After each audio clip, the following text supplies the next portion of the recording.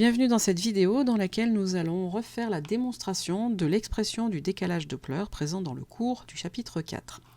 C'est une démonstration qui est exigible au bac, donc il faut savoir la refaire. Elle peut paraître un peu compliquée, c'est pourquoi on va prendre le temps ici d'y revenir tranquillement. Pour tout ce qui concerne le cours, ce que c'est que le décalage Doppler, etc., pour ça je vous renvoie justement au cours. Cette vidéo est consacrée uniquement à cette démonstration mathématique.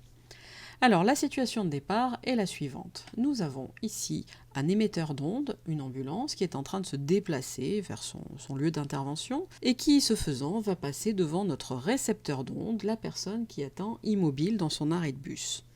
Donc j'appellerai par la suite l'ambulance émetteur et la personne récepteur. Pour la situation de départ, l'émetteur et le récepteur sont séparés de la distance grand D. L'émetteur se déplace à la vitesse v, et pendant que l'émetteur se déplace, il émet en même temps une onde périodique. Cette onde sonore, va se déplacer à la vitesse c. Attention, v et c sont bien différentes. V est la vitesse de déplacement de l'émetteur, pendant que c est la vitesse de déplacement de l'onde. Les chiffres n'ont rien à voir. Une onde va se déplacer bien plus vite que l'émetteur a priori. Cette onde sonore donc est périodique et a pour période TE. Dans l'idée, nous allons donc exprimer ce décalage Doppler qui fait intervenir fréquence reçue en fonction de fréquence émise. Sauf qu'on ne peut pas travailler directement avec les fréquences, on va donc passer par les périodes, parce que les périodes sont des temps, et que des temps, avec ce dont on dispose, on peut en calculer. En effet, ici, il n'est question que de temps, de distance et de vitesse. Nous allons donc tenter de calculer la période de réception de l'onde sonore, donc au niveau du récepteur, en se posant la question ici, quel temps a-t-il fallu à l'onde pour aller de l'émetteur jusqu'au récepteur? Autant t égale à 0 secondes. Et on se reposera la même question, mais un petit peu plus tard, quand l'émetteur se sera déplacé une certaine distance dont on reparlera. Pour l'instant, c'est parti. Nous allons exprimer le temps mis par l'onde pour parcourir la distance grand D. On va l'appeler T1. Et comme je vous disais ici, tout n'est question que de distance, de vitesse et de temps, donc on va utiliser les relations qu'on connaît bien, d égale à v fois t, v égale à d sur t, et t égale à d sur v. La difficulté, ce sera vraiment d'identifier qu'est-ce qui est en train de se déplacer pour trouver quelle vitesse utiliser, v ou c, et puis bien identifier aussi la distance sur laquelle on est en train de travailler. Alors ici, t1, c'est le temps mis par l'onde pour parcourir la distance grand D, sachant que cette onde se déplace à la vitesse c. Donc un temps, c'est une distance par une vitesse. La distance, c'est grand D. La vitesse, c'est c. Donc T1 est égal à D sur C. On va maintenant faire la même démarche, mais au bout d'un temps t égal à TE. C'est-à-dire que le temps qui s'est écoulé entre mon T1 et puis mon temps ultérieur, ce sera la période de mon signal. Sauf que à ce temps T2 égale à TE, notre ambulance, elle n'est plus du tout là. L'ambulance, vu qu'elle se déplace, elle a avancé, elle s'est rapprochée de son récepteur. Et elle est donc plutôt à cette position-là. Donc en conséquence, la distance qui sépare émetteur et récepteur, ça n'est plus grand D, mais c'est une distance plus courte que l'on appellera D2. Globalement, le temps mis par l'onde pour parcourir la distance D2, ce sera comme on a vu juste avant, D2 divisé par C. Sauf que D2, on ne la connaît pas. Il va falloir qu'on arrive à l'exprimer en fonction de tous les paramètres du problème. Donc pour cela, D2, il faut considérer que c'est la distance grand D moins cette distance D3 qui a été parcourue par l'ambulance pendant le temps TE. Donc que vaut D2? Eh bien on va écrire que D2 est égal à grand D moins D3.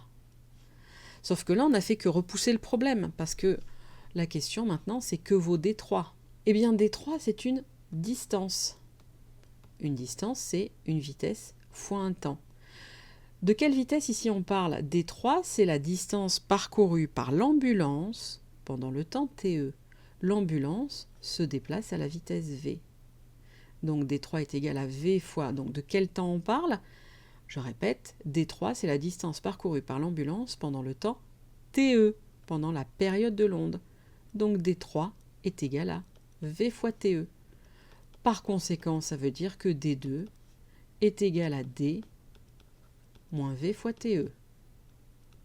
À partir de là, on est donc maintenant prêt à exprimer le temps t3, je l'ai appelé ici, mis par l'onde pour parcourir cette distance t2. On va écrire que t3 est égal. Alors attention, on s'intéresse à ce qui se passe depuis le temps égal à 0. Donc depuis le temps égal à 0, il s'est déjà écoulé TE, le temps que l'ambulance arrive à sa position, plus le temps nécessaire à l'onde pour parcourir la distance D2. C'est-à-dire donc plus, vu que c'est un temps, c'est une distance D2, divisé par une vitesse, c'est l'onde qui se déplace et l'onde se déplace à C. Et D2, on l'a exprimé juste avant. Donc on va dire que T3 est égal à TE plus, je prends l'expression pour D2 que j'ai trouvée juste avant, c'est-à-dire D moins V fois TE sur C. On va prendre le temps de travailler sur cette fraction et justement de la séparer. On va dire que c'est égal à TE plus donc D sur C moins V fois TE sur C. Alors pourquoi je fais ça?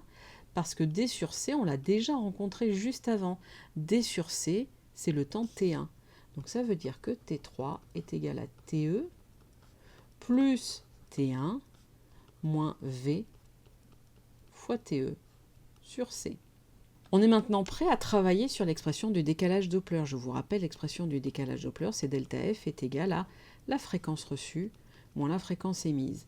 Comme je l'ai dit en début, on ne va pas travailler avec les fréquences tout de suite, on va travailler avec les périodes parce qu'on connaît le lien entre fréquence et période. On sait que FR est égal à 1 sur TR, fréquence et période sont l'inverse l'une de l'autre, et que FE est égal à 1 sur TE. Alors TE, il n'y a pas grand-chose de plus à en faire. TE, c'est la période d'émission du signal sonore, point.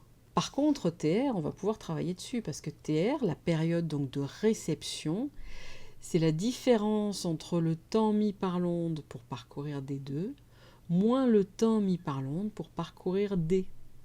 C'est-à-dire, avec les notations que j'ai utilisées, c'est égal à T3, donc le temps mis par l'onde pour parcourir D2, moins T1, le temps mis par l'onde pour parcourir D.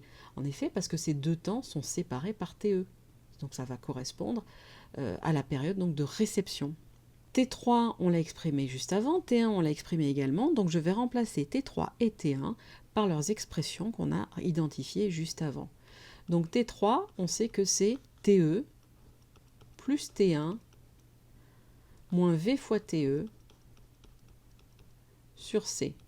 Puis T1, on fait moins T1. Alors immédiatement, on constate que on peut simplifier par T1. C'est donc égal à TE moins V fois TE sur C.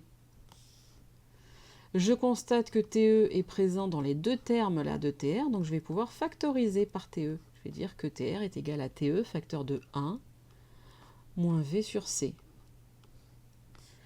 Je sais que fréquence et période sont l'inverse l'une de l'autre, c'est ce que je vous mettais ici en premier.